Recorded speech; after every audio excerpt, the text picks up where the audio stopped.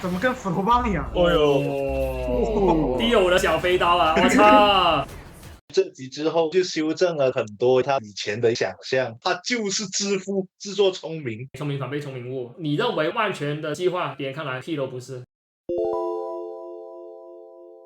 只剩下4集了。哎，看一集少一集了，各位，哎，不知道怎么说，我真的是挺舍不得的。对啊，这个位置不是你做的吧？这是大哥做的。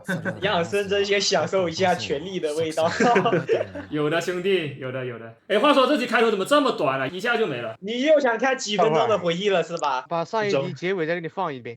深圳不是提了那个让临时工回来的那个条件嘛？按理来说他上集就应该提了，你就不要说他妈进了门再跟我提条件，我裤子都脱了，你跟我说要加钱，那就加钱。可以。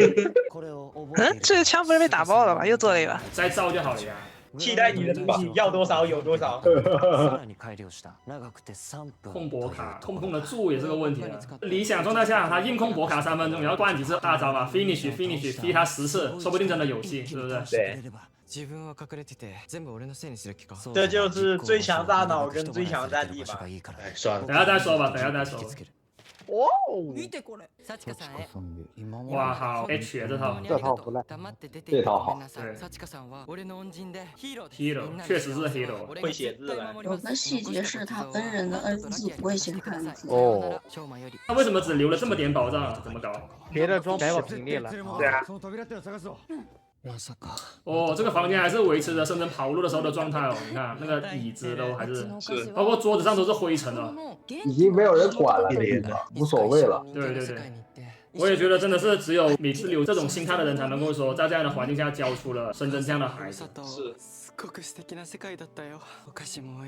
我觉得这里好可怜，在更活过房间里跟已经不在的人说这些话。忘掉了，不能忘。1プレスは返したけど、すでに作った闇菓子はまだストックがある。ボッカを倒したら、次の選挙で闇菓子を使ってショーマを大統領に。你猜深圳会答应吗？待って、おじいちゃん。全く見える。哎，岛田明这个声音还是太有辨识度了。对。何の役にも立ちそうにない。乱ごとグロってお見嫌弃。所以不朽的口味还蛮独特的，他2个老婆，一个是弱的沙腾人，一个干脆就是人类。谁跟你说他们几个兄妹是同一个妈的？行，后宫。其实我觉得刚刚那一段呢，让你也如果内心读吧会好一丢丢。你一说出来，总怕隔墙有耳嘛。你看刚好那2公婆又跑过来了，万一给他们听到了怎么办？对。来了，深圳鲁布，确实挺帅的。小马鲁布，不是这样找。你就说找没找到嘛？这在干嘛？把打工仔拉回去了。我打工仔来的啊，就是刚刚你也如果答应深圳做那个事情。对，同时鲁布。这个是总集篇里面那个新来的打工仔。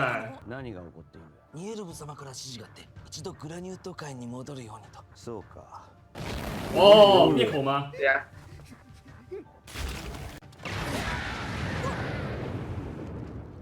哦，完了。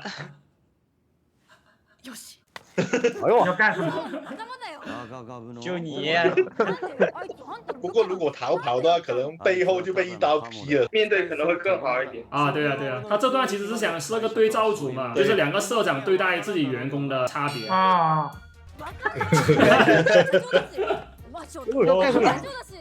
不是，这2个人表情好搞笑，喜剧。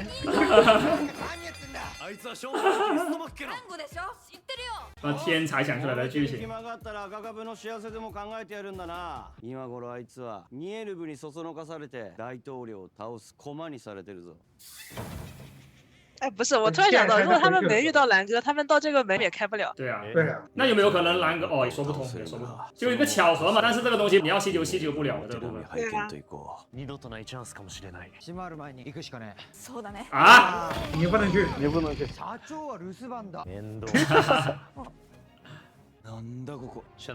哦，得亏阿卡之前来过这个地方，不然卡这里都卡好久了，是不是？こんにちは。お時間取っていただきありがとうございます。哇，这里深圳的口吻都跟里耶鲁布一模一样。对，有点像。こちらご覧ください。反撃するな。よし、今だ。骗你的，你还真信啊？哦，装的。哦，他还把他当成尼耶鲁布。对呀，早有预防了。我给你的东西，我怎么不做准备？哦，我操！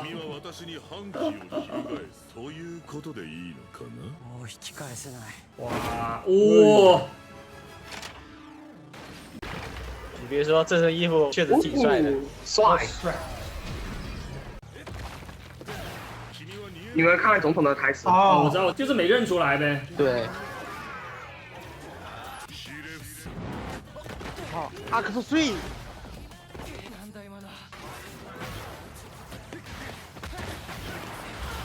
花里胡哨，花里胡哨，不要搞。我一直都是信奉力大专飞这一点的。怎么跟斧头帮一样？哦呦，迪欧的小飞刀啊！我操！特摄部分做的很好，可以啊。哇！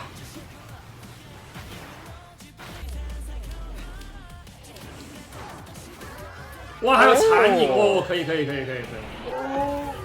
哦，玩爽了吗？到我的回合了。打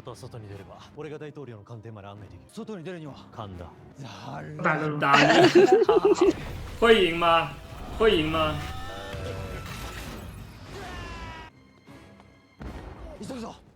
哇 ，over double 耗油耗的太快了。哦，就是说 Master 反而耗能没有那么快是吧？对。对啊。哦。哇！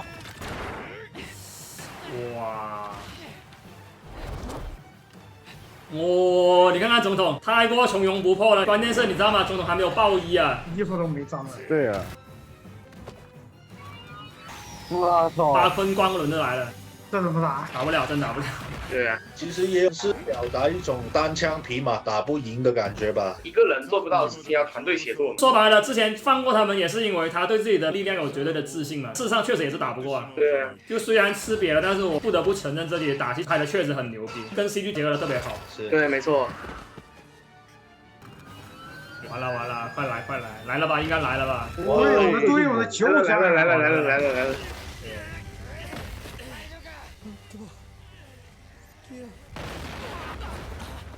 先跑路，打不过，素质太屌了。哦，这句话其实是 Q 的深圳最开始救半斗的时候说那句话，你们记得吗？第12集的时候说的。对。不是只有一个追过来了吗？完了，完了！没睡觉，你怎么来了？我们能和解吗？啊，我错了，你别搞我。这难道就是最强大呢？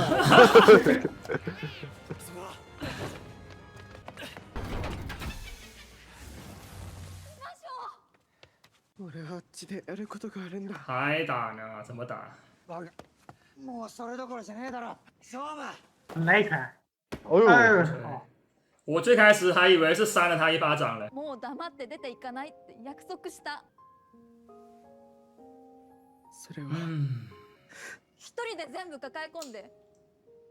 馬匠は幸せ？うちらと別れて大好きなお菓子もあるこの世界離れてもう帰ってこないつもりだった？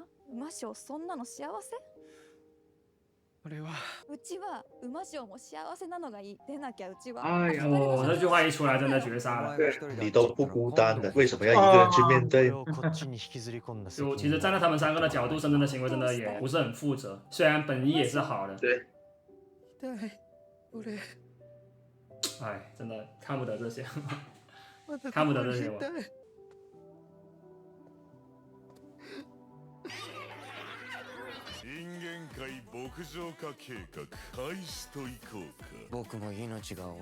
哇，收菜了他们，收菜。下集应该是尼耶鲁布要死，但是我目前也不确定是怎么回事。能看到这的，相信都不是浅层的特色受众了。想到也要收你的点赞支持，这是我们坚持下去的动力，爱你们。下集的预告是这样子的哈，半斗对深真与尼耶鲁布联手一事心存芥蒂，与此同时，尼耶鲁布的阴谋被博卡所察觉，陷入了困境。这时候，博卡总统启动了人间牧场计划，深真等人在街头目睹了行为诡异的人群，察觉到了这一恐怖计划的端倪。随后，深真又发现了利杰鲁等人正在进行人类压缩化的现场。正当他试图阻止时，满身伤痕的尼耶鲁布突然出现，他变回本体，向深真发起了攻击。下集剧情相关的一个提问是：尼耶鲁布为博卡总统准备的秘册是什么？具体指向的应该是人间牧场的计划哈。下集预告里面不是有出现了很多尼耶鲁布做的宝藏吗？估计那些宝藏含带了拉提亚的毒素，或者单纯把他们当成一个传话筒也行。因为利杰鲁在加长版预告里就用贝壳枪向变得幸福的人们发出了催眠指令，当然答案应该不会具体到这种程度。简单来说，就是透过拉提亚的毒素与贝壳枪的催眠能力相结合来实施人间牧场计划就好。然后关于博卡的个人能力，这周在官网里面也是有揭示了。那剧里面那个表现，第一感觉你们会不会觉得像是重力？他不是说了句 Hizamasuke 就跪下，可能是重力，也可能是言灵，反正呈现就是他倒了，就是用言语来强制这种行动。那不就是言灵吗？我知道。然后官网对这个的解释是，作为政治家，他肯定用这个能力干了不少坏事吧。虽然出现了许多以拉根奈的幸福提取物为代表的 Gunanito 个体特有能力，但这个能力确实相当棘手。我不太确定的一个点就是下一集尼耶鲁布到底有没有被博卡硬控，因为这一集其实没有很刻意的去表现出来博卡的能力啊，或者单纯关大一集压死人嘛，博卡用全力逼迫尼耶鲁布继续为他卖命就好了，更别提现在还给他抓到了把柄。抓住员工把柄这件事啊，我就觉得没必要。博卡他个人能力太强了，不需要这种权术了。反正不管怎样说，尼耶鲁布对于博卡来说是有利用价值的。那尼耶鲁布有异心，保险起见就用能力去操控他就好了呗。对啊。总统是怎么猜到尼耶鲁布在搞鬼的？不是兄弟，红少不可能伪装成尼耶鲁布潜入总统办公室了。你想想，深真能穿着你的衣服，拿着你的 iPad 冲过来跟我说经费的事。对啊，甚至还用贝壳枪射我，想发出催眠指令。你说你和红少不可没联手，说出来你自己信吗？包括后面一查，压缩人的库存全部没了，黑暗零食的产量又对不上账，解释不了，那包会穿帮的呀。对呀。顺便给你们说一下吧，这集被烂狗干掉的那个沙滩，它的原型是鸭子。对，绿头鸭。玩了个谐音，卡莫。俚语里面有个被利用的人，冤大头的意思。凯子。就是香的纯子在剧本上为烂狗写出了他的 Kamo de Gaste no de 吗？山原才联想到了用鸭子来做这个沙滩的原型。我再补充一段和这个情节相关的官网小作文吧。乡村编剧一直想起了名场面终于实现，即夺走幸福的社长烂果 vs 传递幸福的社长信果的社长对决。从第11话信果目击烂果开始，这两位角色就形成了鲜明的对比。如今终于迎来正面交锋，作为信果的重要戏份，导演和公布小姐都倾注了全力。虽然该说不说，信果的行为本身确实太过鲁莽了，但作为观众而言，与其去批判吐槽信果的操作，不如尽情享受节目精心设计的这个反差笑点给我们带来的乐趣吧。就有些时候，我也觉得部分观众陷入了一个怪圈，总是去纠结英雄节目里每个情节的合理性，然后吹毛求疵，反而忽视了节目本身真正想要传达的内容之类的东西。这真的不是一个好的风气，我也不能去改变别人，那就圈地自萌了。官网其实还有一句话，我觉得可以跟你们讲一讲，就是说，由于涉及高难度的肉身动作戏，其实早在系列拍摄初期就准备了2套尼耶鲁布的戏服，不过当时完全没有想到会以这种方式带上用场的。我想通过这去延伸到一个什么样的部分呢？最早的计划之中应该是不存在这样的路线的，就是说深真假装成尼耶鲁布去干大总统，就可能在他们早期的设想中，半斗和尼耶鲁布在后期会绑定的更为紧密，毕竟他俩是有仇的嘛。具体指向的就是岩谷的问题，包括我早期也设想过，岩谷的上半身被尼耶鲁布偷走后，尼耶鲁布让某个沙滩变成了岩谷的样子，去恶心或者策反半斗，顺便也能把尼泰米奥的秘密给一并揭开嘛。不过我后面又想了想，以现在这个剧情发展来看，沙滩的人类皮囊是怎么来的，很可能不会再在 TV 里头解释了。和快艇的情况不同的是，今年主流团这边就有这样一号正方的人物，如果剧里给解释清楚了，相当于就挑明了拉提亚是套了一层死人皮在身上的怪物，而这会让核心受众以及家长们产生不好的联想，对节目而言肯定是弊大于利的。估计就是基于这个问题，节目组才决定略过这部分了。有道理。人皮这个问题呢，它无论解不解释，我们这些年纪稍大的观众其实都心知肚明的。那如果下集不讲的话，这个设定很可能就会留到外传再解开，甚至就直接不提了。可以。神代剑算不算正面那种？我觉得不算。神代剑那个情况也比较复杂一点，感觉。他算身份盗取了吧？因为记忆是会继承的嘛，就出现了混乱。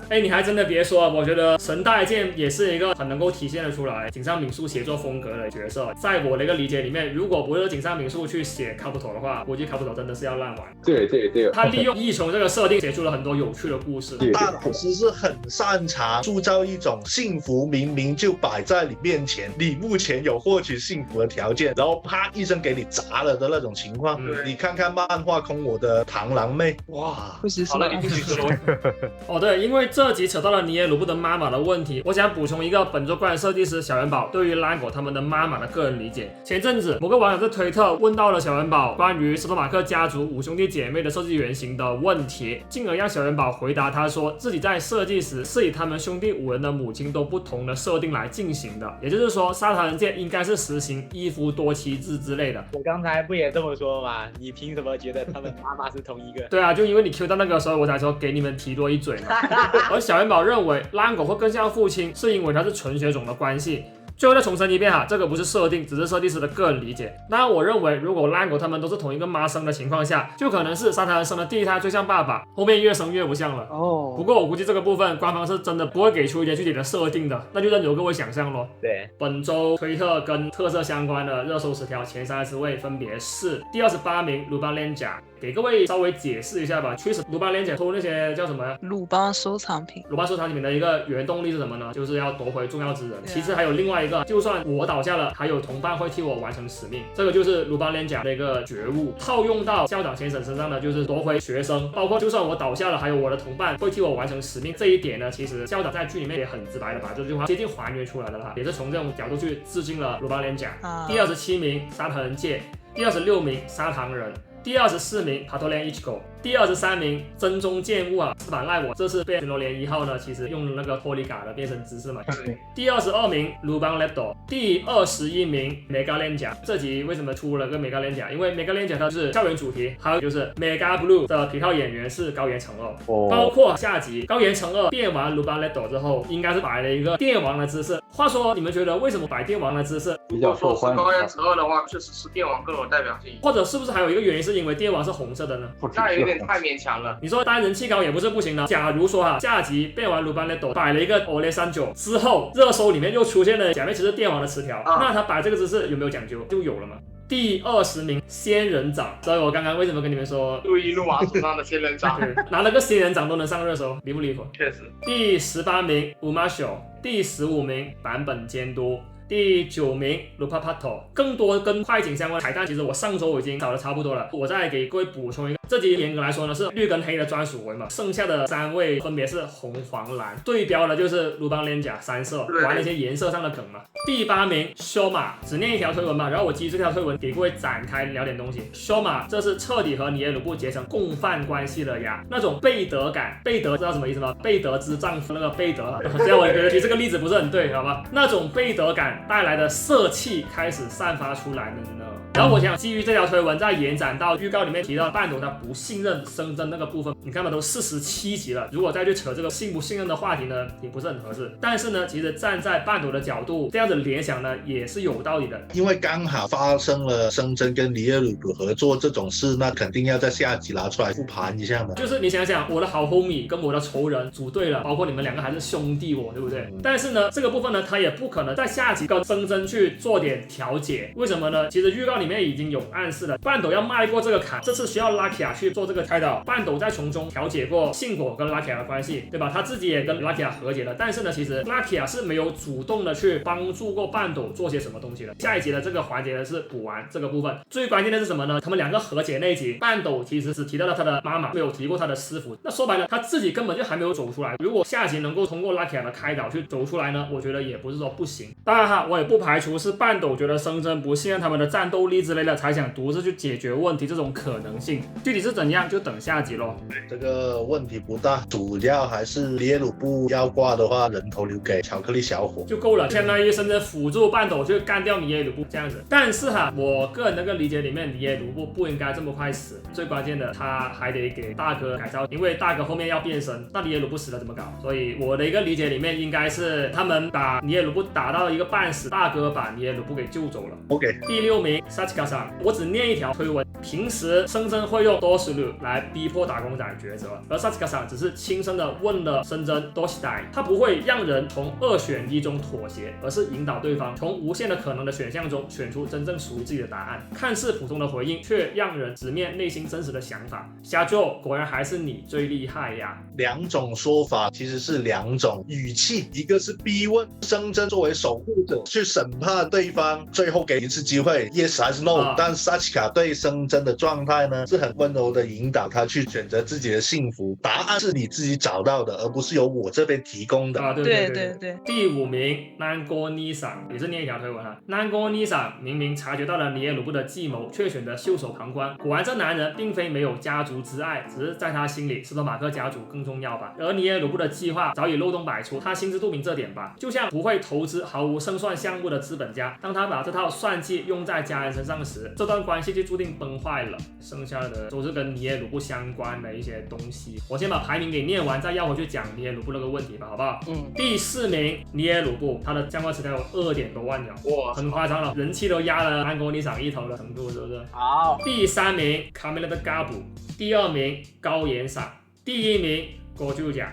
行，我先念推文，再跟你们展开讨论点话题，好吧？尼耶鲁布因为祖父的一句话，对南国尼桑和格罗塔涅桑产生了嫉妒与憎恨。正因为他体质虚弱，所以看到比自己更弱小的索马却拥有超越所有人的潜力时，才会感到兴奋。而他自身则试图仅凭智慧而非力量，在沙盘界登上顶峰。原来如此，这个一直让人捉摸不透的尼耶鲁布，我终于看透他的动机了。我觉得对我网友的理解已经很到位了。我觉得二哥的人设有点崩坏了，就感觉他没有任何的Plan B，他从做 Blam 开始一直就是这样。对啊，在我看来其实是有迹可循的呀。Blam 的时候可以把他人设表现为只专注于科研，所以说 Blam 反不反无所谓。你是不是有一些理解的错位呢？其实我们是不知道他有什么牌，所以我们会下意识的脑补他有 Plan B， 但现在就告诉你，对不起，他当年没有想过拉卡佩背叛。对，但是那时候，我用一句谚语来说，可能你就能够理解了：聪明反被聪明误，就是这个理啊。尼耶鲁布就是这样一个人。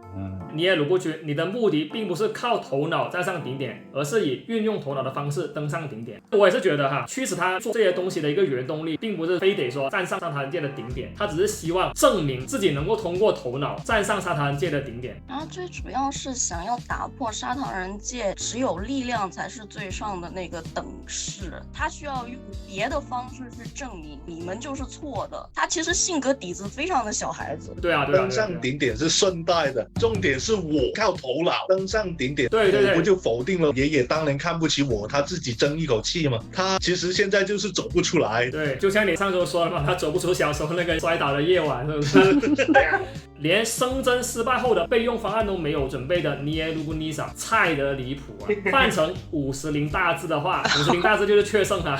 日本网友其实也很喜欢 Q 到确胜啊，因为确实尼耶鲁布跟确胜之间是有很多的共同点，好吧？换成50大字的话，这会儿早就一脸无辜的装傻说：“我呀。”居然冒充我去暗杀大总统，真会玩了！然后反手给深真补上了一刀。尼耶鲁布对待深真时，明显没有像对待其他兄弟那样流露出轻蔑的神情，或许是因为他心知肚明，如果没有深真这样的存在，自己就会成为众矢之的。这种微妙的同理心，虽谈不上同情或者怜悯，但在某种程度上的共鸣，或许确实存在，能理解吗？我没感觉出来。没感觉出来吗？这个其实跟霸凌链一样的，有个人替你被霸凌的时候，你就安全了。哦，对啊，或者我这么跟你说嘛，在沙滩界强者为尊的社会体系下，如果斯托马克家族里没有深真的存在，我先不论曼果格洛塔，作为尼耶鲁布弟弟妹妹的西塔吉普，是不是也会看不起这个体弱多病、战斗力还很垃圾的哥哥呢？对，即便明面上碍于你兄长的身份不会表现出来，可背后会不会因此去议论你呢？妈那么菜，那个傻逼！说的再直白一点，其他兄弟姐妹就算心里没有这么想，尼耶鲁布也肯定会觉得你们这些5大三粗的东西就是看不起我。举个例子，你生在一个看赚钱能力的家庭，你弟弟比你能赚钱，哪怕你是哥哥，你也会被弟弟歧视。套用到我刚刚那个假设的情况嘛，即便赚的比较多的弟弟心里没这么想，作为哥哥那个也可能会觉得弟弟心里就是这样想的呀。对，虽然我是没有兄弟姐妹的，但我见识过我的父母在兄弟姐妹们面前互相攀比或者互相看不起的情境，就又怕兄弟过得苦，又怕兄弟开路虎，对不对？这就是人性啊。反正呢，这集补完驱使尼耶鲁布成为尼耶鲁布的过去，以及声称刺杀总统计划失败这2件事情过后，他在我心目中就从心机智囊鲁布变成了一个自以为是、自作聪明的小孩鲁布了。而在我的认知里面，这反而合理化了他过往的一系列操作。远的我先不说，你想想，如果他造的黑腹口战斗力比红腹口更强，他甚至有可能找吉普联手。先抛开能不能干掉总统的问题，各位想想，吉普贾尔达克有什么理由会听你尼耶鲁布斯托马克的去刺杀自己的岳父？他吉普再蠢，脑袋再尖都不可能做这种事吧？对啊。再加上尼耶鲁布根本就不清楚兰果当时和深圳打内架到底有没有放水。事实上，兰果死没死他也是不清楚的，更别提兰果和总统之间的实力差距有多大，他也不清楚。总统的特殊能力不知道，总统能不能免疫催眠不确定。那你告诉我，这个漏洞百出的计划能成的概率有多少呢？而他在计划开启前，甚至已经在考虑用黑暗灵石去帮助深圳上位的后续问题了，说明他对自己这个计划至少是有90%把握的。但站在我们观众视角，不说90%胜率吧，1成胜率都不知道有没有。其实这集之后就修正了很多他以前的想象，他就是自负、自作聪明。对，自作聪明，聪明反被聪明误。你认为万全的计划，别人看来屁都不是。我博卡、加尔达克甚至连衣服还没脱，就把你深圳摁在地上摩擦了都。因为我刚好又想到了蓝染的经典语录：此时的战斗就是零压的战斗，在绝对的数值面前，任何机智、花招、偷袭什么的全是徒劳。蓝染当时是怎么虐猎队长啊、假面军团什么的，到现在我都还历历在目。我零压就是比你们高好几头，更别提蓝染的斩破他还能够实施完全催眠。那我问你怎么打？我说再难听点，你硬控我3分钟，我吃你10个欧尔的大招，你 finish 10次我都没事，才能继续还手把你打成10，那你怎么办呢？哦，对了，关于这点，匿名版那边在讨论总统现在这么无敌的情况下要怎么打。我感觉最后面就可能是3打1，兰果再帮一手，甚至可能补个尾刀。补个尾刀这个设计挺好。对，稍微让他有点参与感，是不是？让观众觉得到深深发育，最后叫什么？被兰果摘了桃子。对。哦，对，最后再说一个吧。我们上周讨论到一个有点离谱的点，我上周的一个理解里面，中部可能还会说可怜尼耶鲁布，以后就靠你了。但是你想想，从一开始就已经揭示了夏坛的价值观里面就是强者为尊。OK， 你看一个小时候的尼耶鲁布还要摔倒的一个情况下，爷爷肯定是看不起你的嘛，跟你说一点逼话，让你记了一辈子，然后你为了证明爷爷是错的，干出了一些很离谱的事情，结果最后面就是聪明反被聪明误了。中部这句弱鸡，你猜他为什么亲叔公？你猜他为什么走的是科研路线？真的只是兴趣吗？对啊，认为一切都在自己掌控之中，实至不能。包括你看最早尼耶鲁布干了什么敌视，把生生给放走，对吧？说白了，为什么会演变成今天这样一个局面，就是因为你尼耶鲁这个逼崽子最开始把生生给放回了人间界，还是应了那句话：最大的敌人都是你自己犯贱制造出来的。我一开始还以为是被基普败坏的，结果发现他妈罪魁祸首原来是尼耶鲁布。你看嘛，现在就最后复盘清算嘛，你说到底谁的锅最大？那是不是尼耶鲁布？没毛病吧？我现在就大胆假设一下，哪怕最后假面骑士一方全员战败，仅剩的烂狗尼耶鲁布，我知道了这件事，你知不知道？因为你放走了这个小儿子，我们生产线爆了，虽然有可能是自己人打的，营业额没了1年，人抓了又还回去了，兄弟姐妹还死成这样，我靠，谢谢你哦！兰国立场站上了顶峰，发现他妈家里人全死完了，你觉得兰国立场就很乐意了，对不对？我操，笑死了！斯托马克家族在哪？我想问家族在哪？户口本就剩1页了，你也能叫家族吗？OK， 视频最后再回一下上期提出的一个问题，我独自看本集最后那段文戏时，再次挑战失败了，还剩4集，各位也且看且珍惜咯。不管是嘎补还是叔叔的视频，峡谷上集的观众还请正跳转，我刚才的 PVS 加拿。